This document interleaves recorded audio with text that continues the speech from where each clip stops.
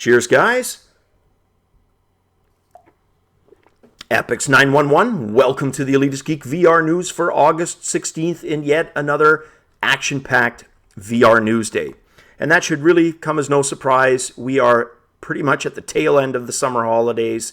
We have, even now, the hype train for marketing and sales between now and Christmas being stocked full of coal and ready to roll, right? This hype train. So we'll get back to that in a second.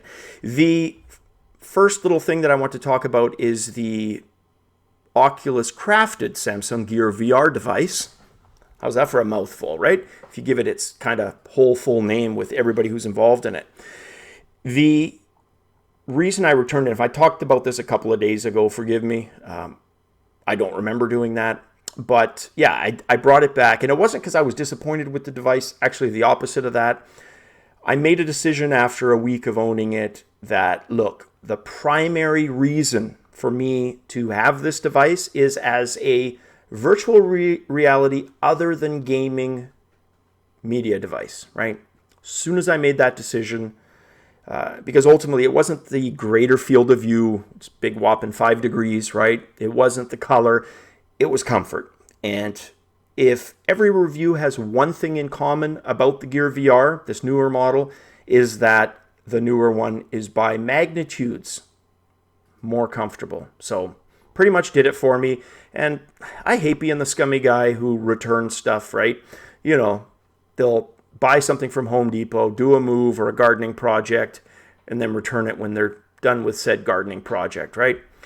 No, Best Buy was very clear with me, the sales guy, that, look, this is something if you're not happy with it or you decide you want to bring it back and, you know, return it and get something else, that's cool, which is what I did. So I'm going to basically order the newer one. Looking forward to it because I had kind of grown accustomed to taking it to the bedroom on some nights and being able to tinker around with it for, you know, a good half hour before bed. So it'll be awesome to have one back, but realistically, probably a couple of weeks away. Now, where did we leave off? Oh yeah, the hype train, which I said is even now being fueled with coal. Well, the hype train came a-rolling, fast and furious for Intel. And you pretty much couldn't go anywhere on the internet today without seeing the media refer to the Intel VR AR headset, the wireless second coming. And I gotta admit, when I first heard it, I was super excited. And ultimately, still, hey, it's competition. We've talked about that a lot on this channel. Competition is not a bad thing. But let's cool down the coals on the train a little bit and take a look and see what this thing is actually doing.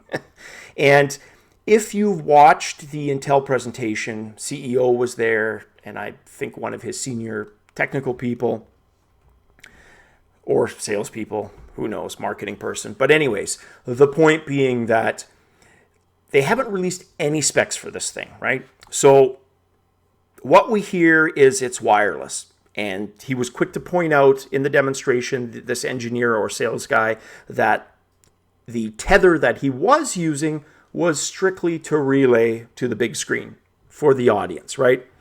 So let's assume that's all factual and true. Let's get on with the actual demonstration. Now, there was some cool stuff. Absolutely.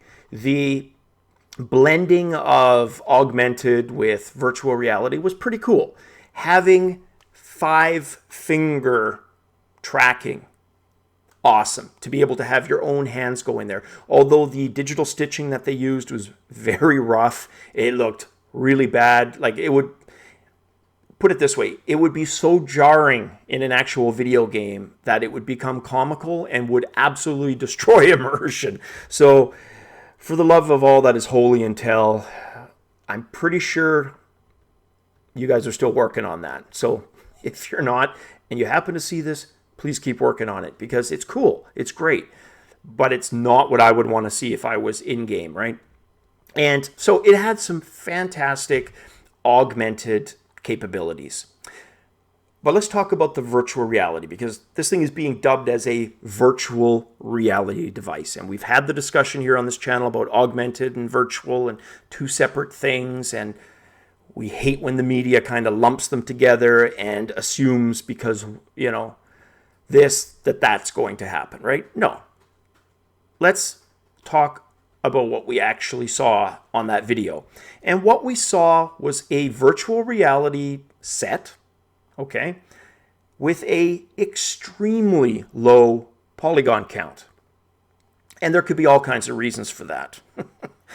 But let's be real here. This is Intel. And I've mentioned it before as well that, look, Intel is third in terms of GPU manufacturers, in terms of, you know, most power benchmarks, because they're the only third option, really, realistically. Yes, there's some other ones. Power VR still has some influence, and I understand that there's some other companies out there. But when it comes to gaming, Intel isn't a close third. It's a very distant third.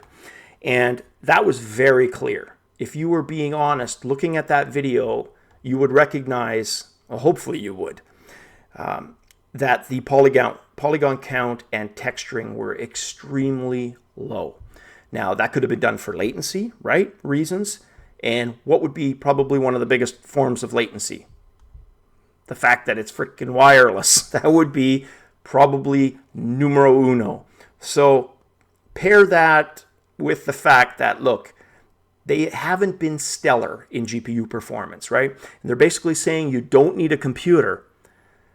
Well, what are you left with on board? You are left with maybe a collaborated GPU with somebody else, or an Intel GPU, right? Along with, you know, possibly a good mobile CPU in there. Absolutely. That's a possibility. That is in Intel's wheelhouse. Graphics, sadly, aren't. So, you know, let's calm down the hype a little bit, because I've had a lot of my buddies in real life, oh my God, have you seen this Epix?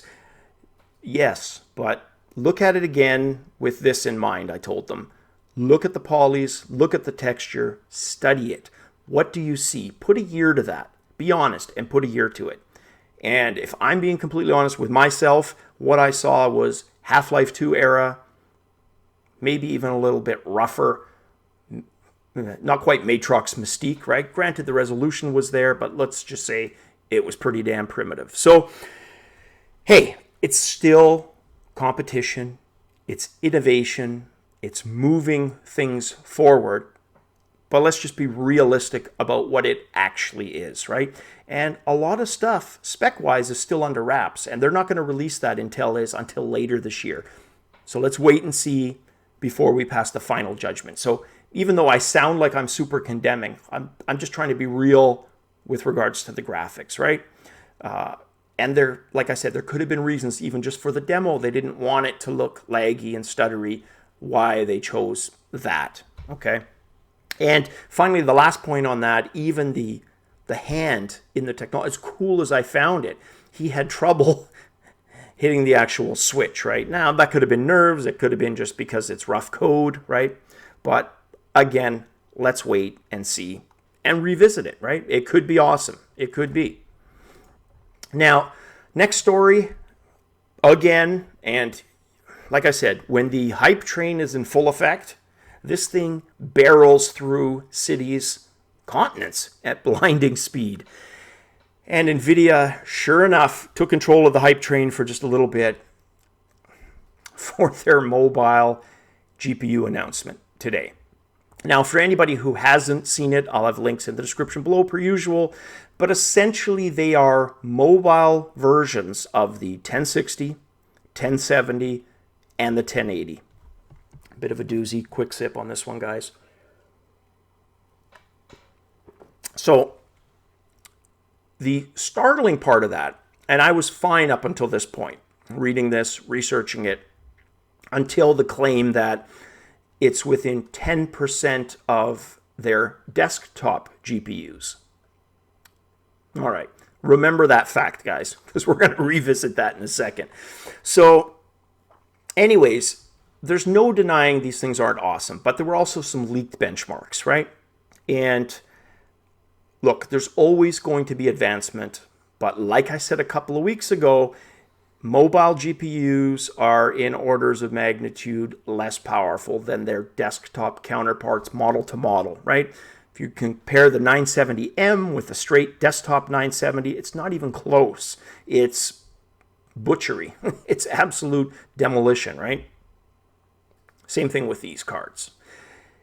Let's go back to that statement. And that statement is very important for one simple fact. When they say 10% to desktop GPUs, really what they're saying is desktop GPUs in that class.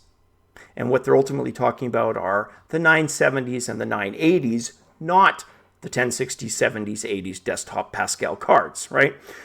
And the benchmarks bear that out. So you can see, was that deceptive? Did they just not have an opportunity to really explain it? Hey, who knows, right? I'm not here to pass judgment. I'm just saying that's what I heard, and here's the reality check. So benchmarks, what do they show? Well, they show, and the benchmarks, I'll have some links for them, primarily show the 1060 mobile. And it generally rates between the 970 and the 980. Performance-wise, desktop GPU, right?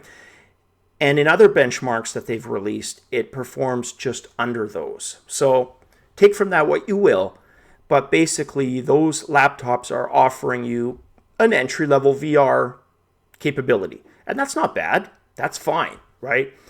Just be careful with that hype. And most of you know that, right? I'm just preaching to the choir on that one. But it just always irks me when you hear stuff like that. They'll make a blanket statement like that, and people, oh my God, it's as fast as the desktop 1060, the 1060 No. They're just talking best in class, and you'd have to look at their matrix for what they consider the equivalent of that mobile unit, right? So there you have it. But either way, it's innovation. They're damn good cards, and they will make a very good desktop alternative, right? But are we within 10%? Hell no. But they're still good for what they are. Prices start at about $1,300. I'll have the links below. And they're PASCAL cards, right? So they're going to deal with VR ready stuff when it's used. Next headline has to do with Unbound, which is another example of a collaborative VR creation platform. So think Tilt Brush, right? And Sculptor VR as another. The claims to fame for this specific one, and like Sculptor VR that I just mentioned, is the ability for individuals, so you could have two people with HTC Vive helmets in completely different locations collaborate on a project. And that's pretty cool. The other benefit, right, is the fact that it allows you to snap to grid, essentially. A lot of the other ones are freeform almost completely, so it's hard without the ability to snap to grid. Sometimes you want to make reference markers or perspective or whatever you happen to be doing, right? So from that point of view, great. But like somebody in the comment section pointed out, look, there's probably better tool sets for that, because what you get are basically rough blobs instead of, more complex, precise modeling that you can do with the appropriate tools and still use in virtual reality. But hey, there's going to be lots of this stuff coming out. This isn't going to be the last. There's going to be more, and it's all about pushing this forward, right? The next headline has to do with another example of a VR gun device. And this thing's a dev kit. They sell it as a dev kit, this company. And essentially what it is a holder for your controls, right? So the game that I showed the other day, The Nest, would be a perfect example of where you could use something like this. I love the name of this thing. It's called The Persuader. Although if you have a gun to your head, and I've had one to my head, it's not a fun experience. Are you being persuaded? Or is there basically no choice for you at all from the start of the whole damn conversation? Because well, I guess ultimately you're persuaded, right? But not the nice sense of the word. There's bullets in that barrel that are doing the persuading, right? So anyways, this thing's $199, so 200 US. And yeah, it's a pretty cool kit. Bang for the buck. I don't know. Jury's out on that. I will follow that closely. I still want to do something like that, but I'll probably do it myself, DIY route, via some woodworking. I love woodworking, as evidenced by the arcade cab there behind me. So it's probably something I'm going to tackle by myself without buying something third party. But hey, if you're not handy and you want something like that, there it is. But a little too pricey for me personally at this point in time. YouTube Creator Academy is a series. It's a channel that basically deals with YouTube creator content. And they have a pretty cool video, and it has to do with proper 360-degree filming techniques. And they get into some stuff that absolutely makes sense, because you know that every single Tom, Dick, Harry, their cousin, their third cousin, and their fifth cousin is going to be crawling out of the woodwork to be the next VR uber graphic person. And much as I don't like to be the smasher / crusher of dreams, because hey, people need to dream. We need to have, goals to shoot for. The majority of these projects will amount to absolutely nothing. But with that said, hey, we should be encouraging people, right? Could be my kid who's doing that, so I get that. It's just, well, it'll tie into the next story, the reason for it. So let's get into that one now. So the next final story that I want to talk about has to do with a collaboration between Make School, which is a technical post-secondary institution, and Upload VR, which is the source of a lot of my virtual reality news. They collaborated to basically have a class of virtual reality artists. And the results of that first class are coming to light. And the stuff that they worked on is being shown, highlighted, released, and some of it is pretty damn cool. There is a demo called Two Wolves, right? And it is based on a Cherokee legend, and it looks really, really cool. Now, as a guy who is an absolute sucker for my own European folklore, legends, mythos, equally for Native North American legends and mythos, particularly where I live here, specifically, there's a tribe, basically, or a people, a First Nations people called the Haida. And the Haida are just, they've got some of the best, amazing legends. Raven, wolf, mother bear. And anyways, the stuff goes on and on. So to see something, with that same kind of flavor, that same kind of spirit is pretty cool. So, hey, maybe there's hope, right? The negative side of the equation, what I wanted to talk about in the last news, but only kind of hinted at the last story just before this one, is that every Tom, Dick, Harry, cousin, third, fourth, fifth is going to be signing up, wanting to be the next artist, and really, precious few will actually make it, right?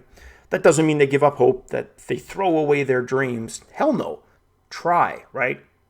But if you are in a position where, put it this way, there's going to be a few American Idol really horrible singers, but the art version of that taking this, and it just sucks that people like that have to lose money. And it's not that these institutions prey on that, but let's face it, the gloss, the glitter, the focus of their marketing campaign is exactly that, as it probably should be, because that's their line of business, into turning you specifically into the next virtual reality graphical superstar, right?